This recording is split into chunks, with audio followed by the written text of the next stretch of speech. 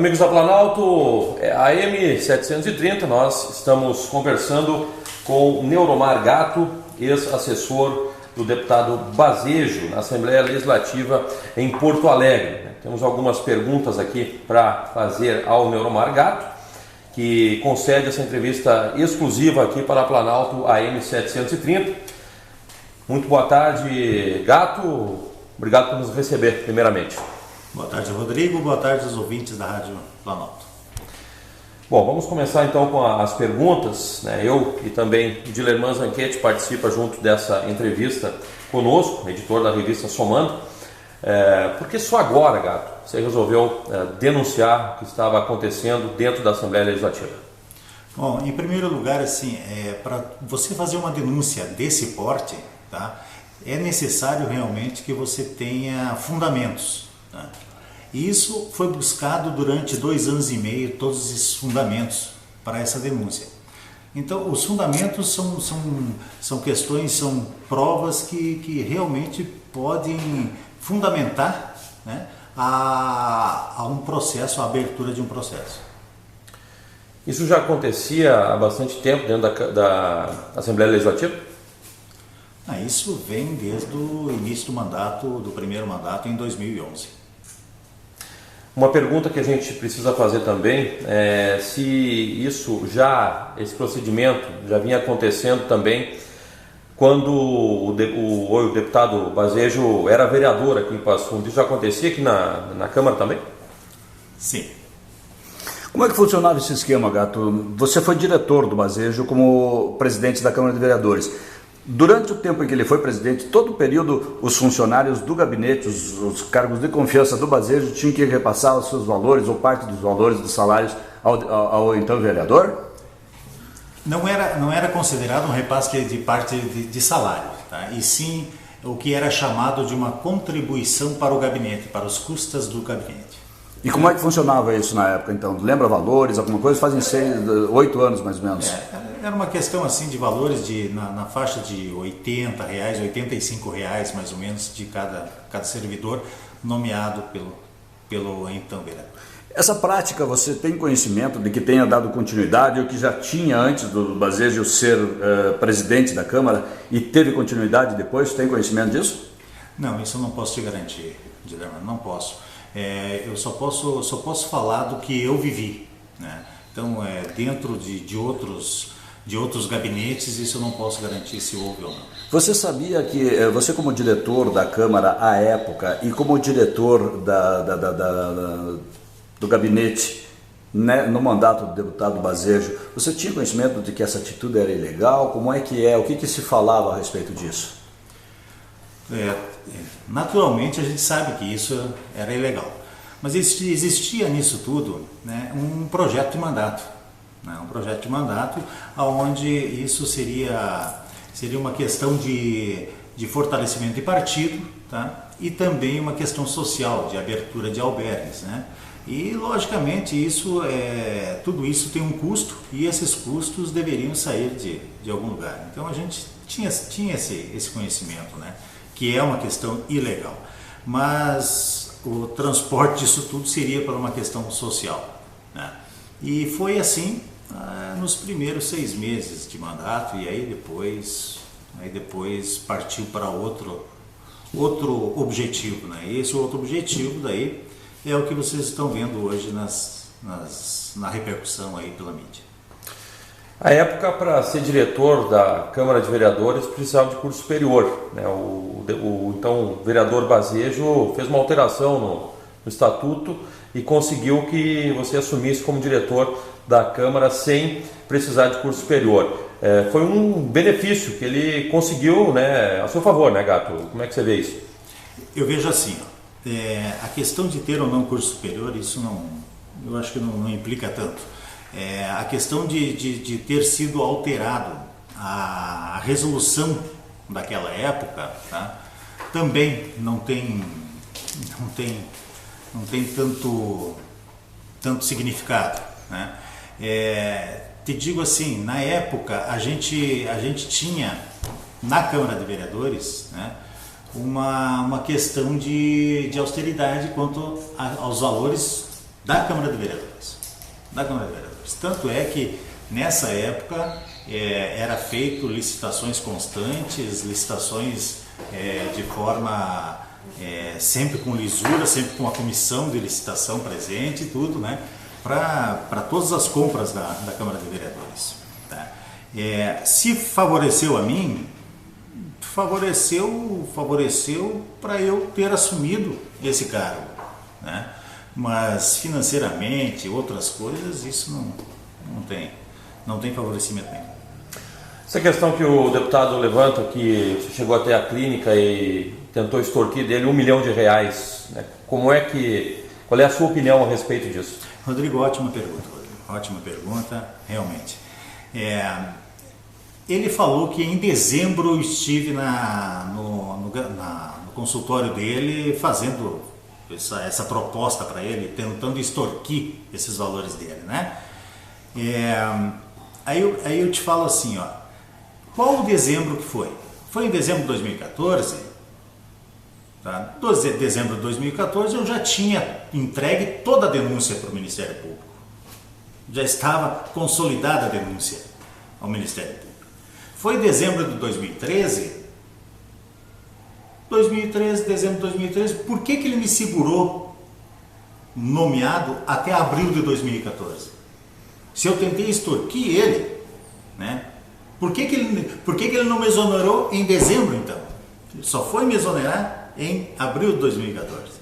Então, é uma questão assim sem fundamento, essa questão dele. É uma questão sem fundamento, porque isso é tentando desviar o foco de algumas denúncias.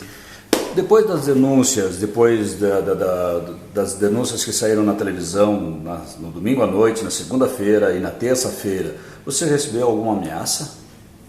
De lembrando, ainda não. Ainda não? Ainda não.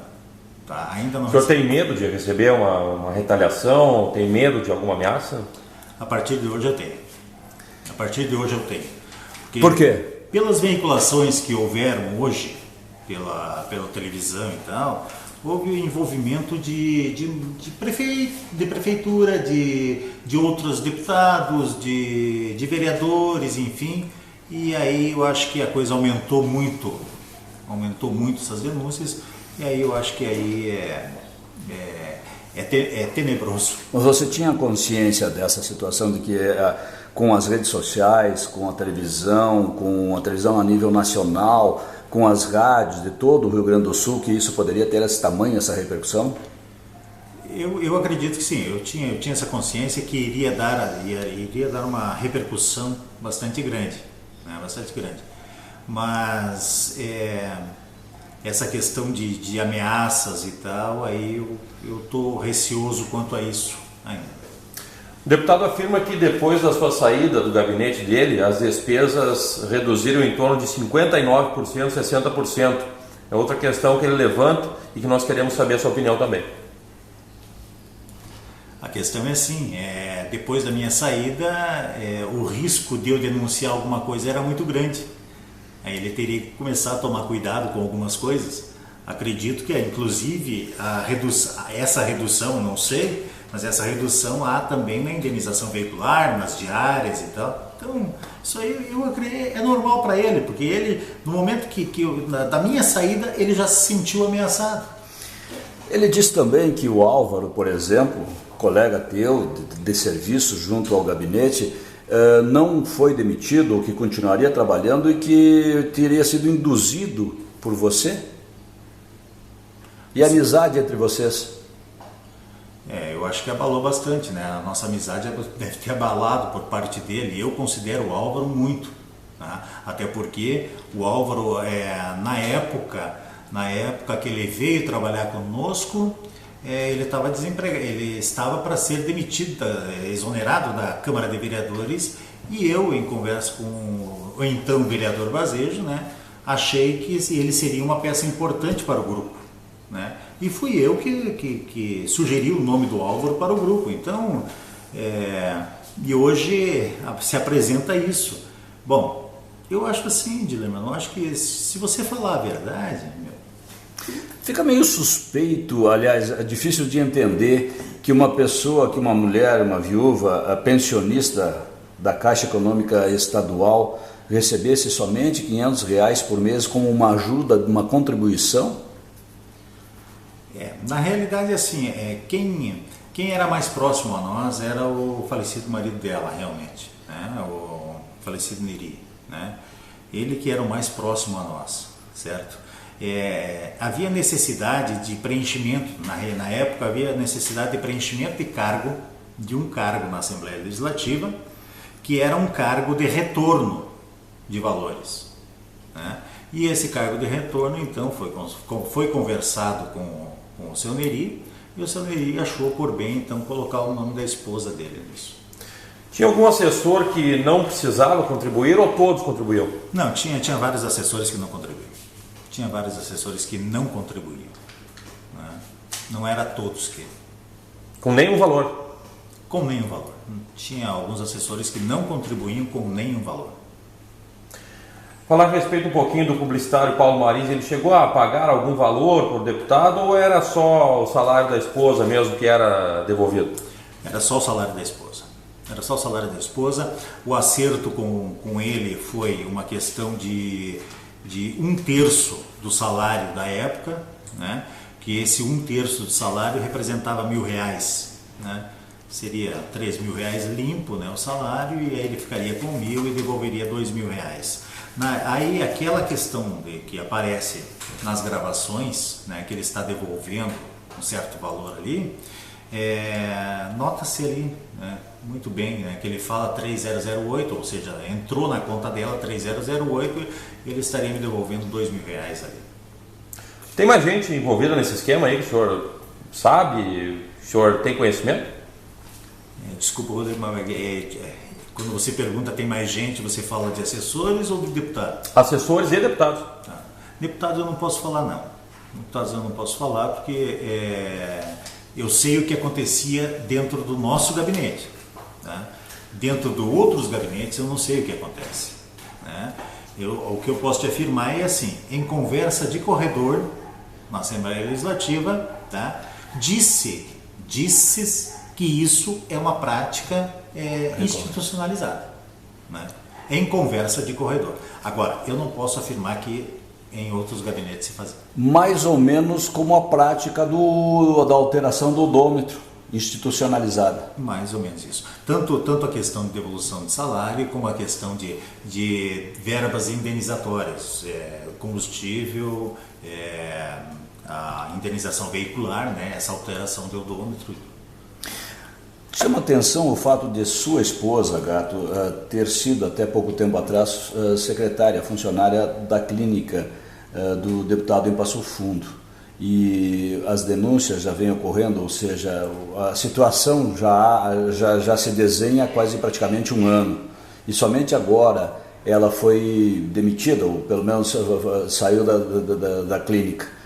Te chama atenção isso? Tens alguma explicação para isso? Olha, o que eu posso dizer assim, a minha esposa, tá, ela sempre foi muito competente naquilo que ela fez, tá, profissionalmente, certo?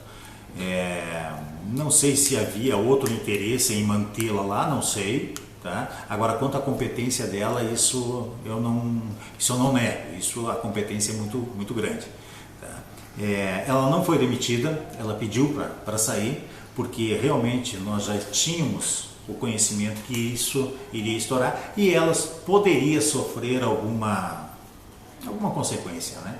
Então a gente achou por bem ela pedir para sair, ela pedir a demissão dela da clínica. Para finalizar da minha parte, Gato, essa questão da assessora, do vereador lá do município de Alvorada, ou a esposa do vereador do município de Alvorada, né? Como é que se desenhou toda essa questão? Ela recebia R$5.000 por mês, não ia trabalhar? Como é que funcionava isso? Isso aí foi um acerto político com o então vereador, né? E que a gente precisava de uma pessoa para fazer esse esquema de devolução desses valores, né? E ele resolveu então colocar a esposa dele. Em primeiro plano foi colocado o também filho dele, né? Mas aí depois foi colocada a esposa dele nisso aí. Nesse caso